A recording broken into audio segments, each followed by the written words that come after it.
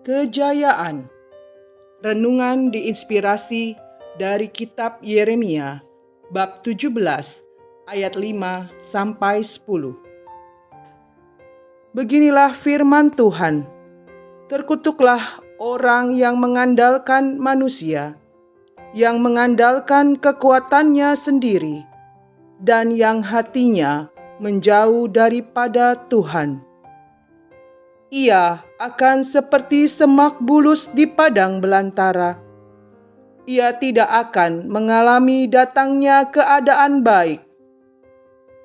Ia akan tinggal di tanah angus di padang gurun, di negeri padang asin yang tidak berpenduduk. Diberkatilah orang yang mengandalkan Tuhan, yang menaruh harapannya pada Tuhan.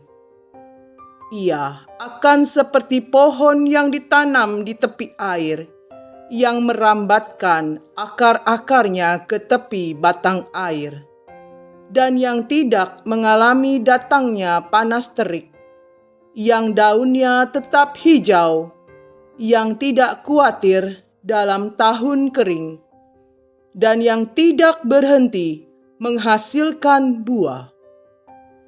Betapa liciknya hati, lebih licik daripada segala sesuatu. Hatinya sudah membatu. Siapakah yang dapat mengetahuinya? Aku, Tuhan, yang menyelidiki hati, yang menguji batin, untuk memberi balasan kepada setiap orang setimpal dengan tingkah langkahnya, setimpal dengan hasil perbuatannya. Demikianlah sabda Tuhan. Kesulitan hidup di desa tidak membuat Ama mertuaku menyerah. Ia gigih bekerja, mulai sebagai helper sampai menjadi kepala tukang yang sukses. Alhasil, kehidupan ekonomi keluarga semakin membaik dan bisa membeli aset-aset berharga. Namun kejayaan telah menjauhkannya dari Tuhan. Saat yang lain ke gereja, ia asik bekerja keras mengumpulkan uang. Pada 1978, Ama sakit keras. Asetnya terkuras untuk berobat. Nyaris 5 anaknya tidak bisa bersekolah, hingga terpaksa berobat kepada seorang penglihat. Si penglihat berkata, "Ama berserah saja kepada Tuhan. Pulanglah, karena tidak lama lagi akan terpilih menjadi pengurus gereja. Nanti saat pulang, orang yang bertemu dan membukakan pintu adalah anakmu yang paling gemuk." Ia pulang, dan terjadilah seperti yang dikatakan si penglihat. Di titik inilah ia bertobat dan rajin ke gereja. Buah pertobatannya, Ama dipilih menjadi pengurus hingga menjadi lektor, sebutan untuk pemimpin stasi di Keuskupan Sibolga, Dekanat Nias di desanya. Ekonomi keluarga mulai membaik. Ia dipercaya mengerjakan interior, ukiran gereja Maria diangkat ke surga, kapel susteran bintang laut Teluk Dalam, dan pastoran Gunung Sitoli.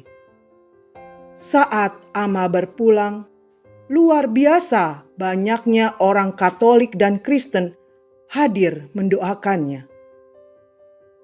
Kisah Nabi Yeremia dalam bacaan pertama menyerukan pertobatan kepada bangsa Yehuda, namun mereka abaikan. Yehuda sedang jaya dan asyik tenggelam, hidup mengandalkan orang lain, Asyur, dan menjauh dari Tuhan, menyembah dewa-dewa Asyur. Akhirnya, Nabi Yeremia menyaksikan kehancuran kejayaan Yehuda sampai kepada pembuangan. Kejayaan Ama membuatnya jauh dari Tuhan. Sakit dan bangkrut adalah cara Tuhan memanggilnya untuk bertobat. Dan ia menanggapi dengan memperbaharui hidup menjadi berkat bagi sesamanya. Sedangkan panggilan Tuhan kepada Yehuda untuk bertobat lewat Nabi Yeremia diabaikan. Maka kejayaan mereka hancur. Inilah buah dosa Yehuda, yaitu berakhirnya kejayaan kerajaan Daud. Kejayaan bisa membuat kita terlena dan menjauh dari Tuhan. Maka jangan berpikir bahwa kita masih memiliki waktu. Tanggapi panggilan bertobat. Jangan menundanya. Jadilah pelaku firman dikala masih hidup. Marilah kita berdoa.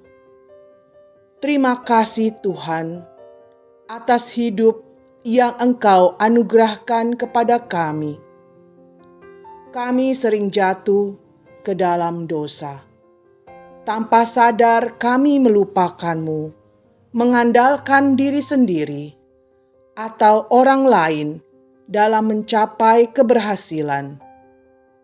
Ampunilah kami ya Tuhan, agar bertobat dan mengubah cara hidup menjadi lebih baik lagi.